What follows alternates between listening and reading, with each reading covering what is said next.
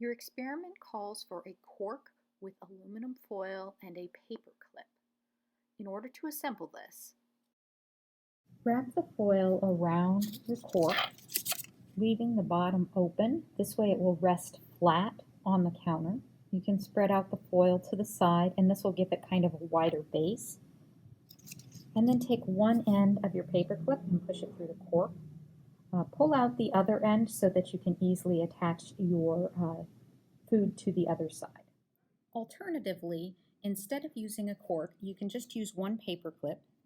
Take the outside and bend it away so you have kind of a V shape. Then take the inside, bend it up at an angle, and the last part bend up again. This should stand on its own, and you can put the Cheeto or the other whatever other food item you have onto the end of the paper clip that way. regardless of which stand you use, you will need to weigh the stand before you add the food sample to the stand. If you like, you can weigh your food sample alone, but please use some weigh paper to keep the balance clean. Or simply weigh the food sample when it is attached to your stand. You're going to measure out about 100 milliliters, a bit less, and just pour that into the can. Then you're going to make sure to take the mass of the can after you have added the water so you know how much water you have added. To set up your Coke can, make sure that you have weighed it. Then take the tab, tilt it up, being careful not to break it off. Hold the can up to the ring stand and then thread the stirring rod through the hole in the lip. All right, the stirring rod will allow the can to dangle.